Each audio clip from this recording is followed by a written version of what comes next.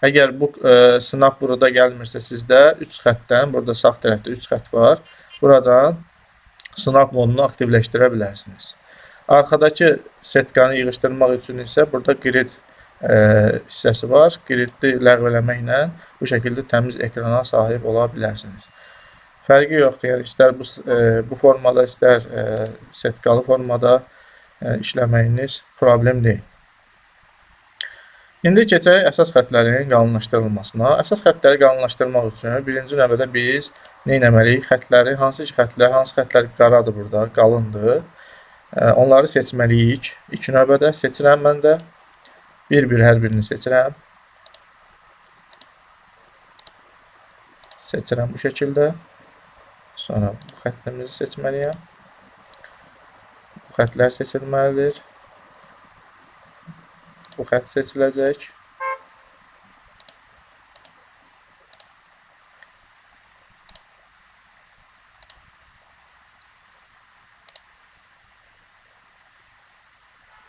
Aşağı xətti seçirik. Yəni burada əsas içəridə olan xəttlərdən başqa, bu içəridə olan xəttlərdən başqa 90% xəttin hamısı seçilmiş olur. Yəni burada da fikir verirsiniz. Bu içəridə olan xanalar ki var, onlar seçilmir. Yalnız burada bir dənəsi seçilmiş olur. Hansı ki o 25-in bitdiyi xətt və ondan yuxarıdakı xətt. Bu iki xətt seçilmiş olur, qalınlaşdırılmış olur. Qalınlaşdırmanı isə burada line weight hissəsi var.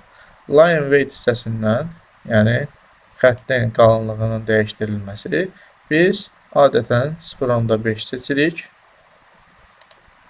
0.5 və əgər seçəndən sonra qalınlıq dəyişilmirsə, burada line weight aktivləşdirmək üçün bir komanda, köməkçi komanda olmalıdır və o yoxdursa əgər biz buradan line weight aktivləşdiririk. Fikir verin, üstünə vuracağım və quş gəldi. Aşağıda da o həmin komanda açılmış olur. Diqqətlə baxsaq görəcəksiniz ki, aşağıda həmin komanda açılmış oldu və onun üstünə klik edirəm. Gördüyünüz kimi bizim əsas, yəni xəttlərimiz qalın xətlə görünür artıq. Deməli, indi burada bizim əlavə 2 dənə xəttimiz var. 3 dənə 5 milli məsafəsi var. 15-i 3 yerə böləndə 3 dənə 5 alınır burada.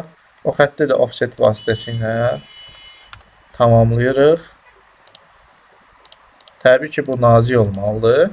Bunları nazik şəkildə, baxın, indi burada qalın görünür və nazik eləmək üçün isə buradan Bilayer və yaxud da Default seçmək olar. Bilayer seçirəm və bu şəkildə xəttləri nazikləşdirmiş olduq. Bu qədər. Hər bir işi görəndən sonra buradan save eləmək lazımdır. Save, yəni yadda saxlamaq lazımdır mütləq şəkildə. Çünki işıqlar sönə bilər, hər hansı bir problem baş verə bilər. Ona görə çəkdiyinizin itməyini istəmirsinizsə, bu şəkildə save eləmək mütləqdir. İndi keçək yazı məsələsinə. Yazıları yazaq. Burada dəyər, vərəq, sənəd nömrə, imza, tarix. Birinci bunlardan başlayırıq. Yazını yazmaq üçün burada text, multiline text komandası var. A-nın üstünə klik edirəm. Boş yerdə və yaxud da elə burada bu hissədə bir düzbucaqlı çəkmiş oluram. Fikir verin, A-nı seçirəm. Bir nöqtəyə klik edirəm. A-nı seçdim. Bir nöqtəyə klik elədim və düzbucaqlı formasına gətirdim. İndi burada yuxarıda fikir verirsiniz 0.2 yazılır. Mən onu dəyişirəm 2.5-ə 2.5 2.5 və 2.5 olmalıdır. Birinci yazaq, sonra dəyişək. Deməli, yazmalıyıq bura Azərbaycan əlifbası ilə.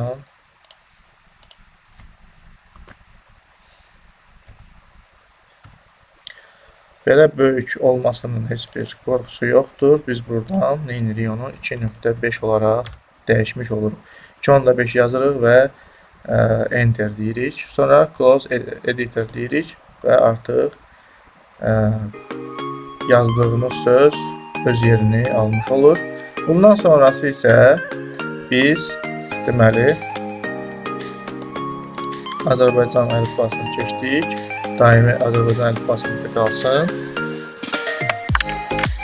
Deməli, bundan sonra biz bu yazını kopyalayıb onun üzərində dəyişə bilərik və yaxud da təzə yazı kimi yazmaq olar. Heç bir fərqi yoxdur. Mən bunu kopyalayıram. Ctrl+C, Ctrl+V deyirəm və bir hissə yazmış oluram.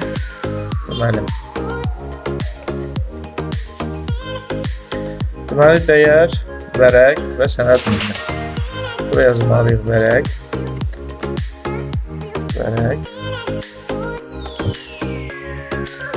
Əgər belə bu şəkildə xəttin üzərinə düşürsə, bu nöqtədən, birinci kvadrat nöqtədən üstünə bir dəfə klik eləməklə qırmızını gördüksə, bu şəkildə yerini sürüşdürə bilərik. Daha sonra Ctrl+C, Ctrl+V. Yenə burada yazırıq sənəd nömrə. Close Editor. Əgər bu şəkildə düşürsə alt-alta, burada üçbucaq işarəsi var. Ondan istifadə edirik. Sonra isə imza və tarix gəlir. Ctrl+C, Ctrl+V. Yenə bu şəkildə. Deməli, bunu silirik. Silmə işləmini backspace ilə də eləyə bilərik və yaxud da delete ilə də eləyə bilərik. Hər ikisi silir. Deməli, burada yazırıq biz imza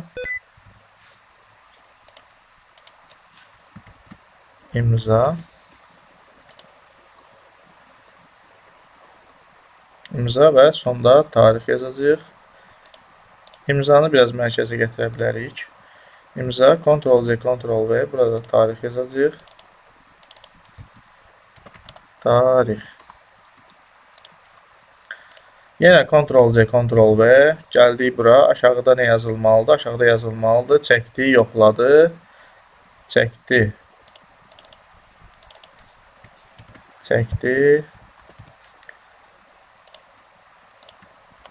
Yenə Ctrl+C, Ctrl+V. Gəldi aşağıda. Yoxladı. Çəkdi. Məsəl üçün burada familiya yazılır. Yoxladı. Familiya yazılır. Müəllimin familiyası yazılır. İmza, tarix. Burada bu şəkildə qeyd olunur. Daha sonra biz burada hər hansı bir universitetin və yaxud da kafedranın adı qeyd olunur və laboratoriya işinin nömrəsi qeyd olunur. Onu qeyd eləməliyik. Yazırıq, məsəl üçün, ASTU mühəndis qrafikası 01 birinci iş və buradan təbii ki, şrifti biz böyütməliyik. Məsələn, 5 qoysaq kifayət eləyərmi? Baxaq. Biraz balaca oldu. Bunu biraz da böyüdə bilərik. Məsəl üçün, 10 olaraq buradan qeyd eləyə bilərik. Onu özünüz yazırsınız. Bu şəkildə daha yaxşı görünür. Və işin adı burada yazılır. İşin adını Ctrl+C, Ctrl+V edirəm və burada düzəldirəm üstündə. Model yazıram. Daha sonra bu hissədə qrup nömrəsi yazılacaq. Yəni şəkildə göründüyü kimi. Ctrl+C, Ctrl+V elədim. Köhnə yazılardan birini yazıram. Qrup 2 nöqtə. Qrup nömrənizi yazırsınız. Sonra burada artıq xətlərimiz qalıb. Onları silək. Trim Enter. Və birinci yazılır burada. Liter, kütlə, miqyas. Eyni qayda ilə yenə Ctrl+C, Ctrl+V edirəm. Yəni copy-paste edirəm. Əlavə, yəni gedib tekst açmıram. Yazıram burada, deməli, liter. Ctrl+C, Ctrl+V. kütlə. Ctrl-C, Ctrl-V. Burada miqyas yazılır. Belə bu şəkildə qeyd etmiş oluruq. Ümumi baxıram, hər bir şey yerindədir. Bir dənə burada nə qalır? Vərəq və vərəqlər. Vərəq sözü də burada var. Ctrl-C, Ctrl-V. Burada gətirdim, qoydum yerinə. Eynisini yenə kopyaladım, gətirdim, qoydum burada. Bu hissəyə və üzərində sadəcə dəyişiklik edirəm. Lər yazıram və bu şəkildə. Burada da bu xəttimiz nazik qalıb, yaddan çıxıb, onu da düzəldirik. 0,5 olaraq. Bu şəkildə işi yerinə yetirmiş oluruq. Miqyas hissəsində çəkdiyiniz hər hansı bir cizginin miqyası qeyd olunur. Məsəl üçün, 2 dəfə kiçiltmişsinizsə 1 bölünmüş 2 kimi yazılır. 2 dəfə böyütmüşsünüzsə 2 bölünsün 1 kimi yazılır. Əgər dəyişiklik yoxdursa, eyni olduğu kimi ölçüdə çəkmişsinizsə 1 bölünsün 1 kimi qeyd olunur. Save edirik və hər bir şey yadda qalsın. Künd ştampı A4 formatında bu şəkildə olur. Deməli, sual qalmasın deyə bir dənə də A3 formatını sürətli şəkildə çəkəcəm. Deməli, A3 formatında da yenə bu ölçü 297 olduğu kimi qalır və sağa doğru 210'u 2'ye vururuq, 420. Aşağıya doğru yenə 297 və konturu gətirib burada qapayırıq. Burada yaşıl işarəni görəndən sonra. Offsetlə yenə 20, soldan 20. Heç bir şey dəyişmir. Deməli, soldan 20, yuxarıdan 5, sağdan 5, aşağıdan da 5. Yəni, bu olduğu kimi qalır. A4-də necə idisə, A3-də də həminki formada olacaq. Trim, enter dedim, artıqları silirəm.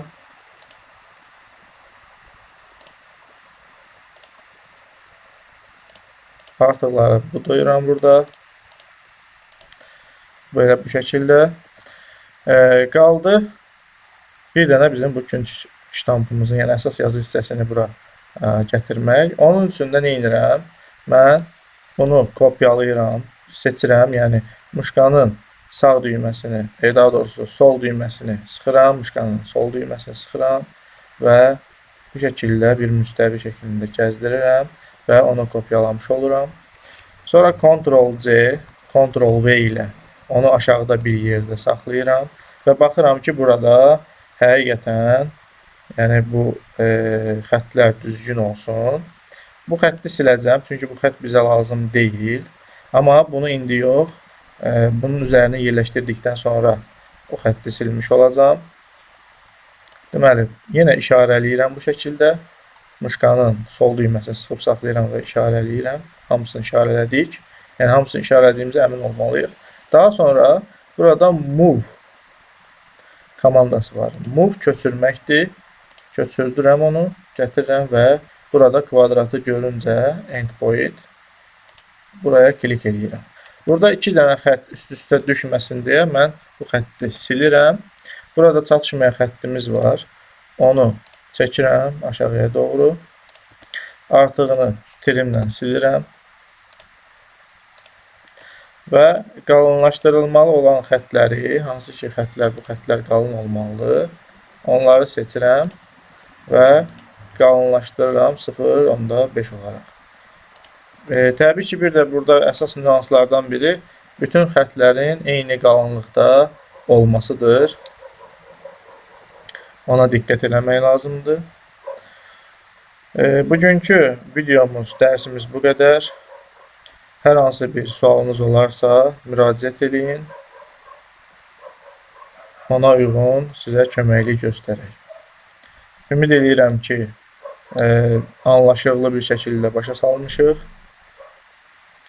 Kimin hər hansı bir təklifi varsa qeyd etsin. Gələcək videolarda inşallah onları da nəzərə alaq, ona uyğun videomuzu çəkək.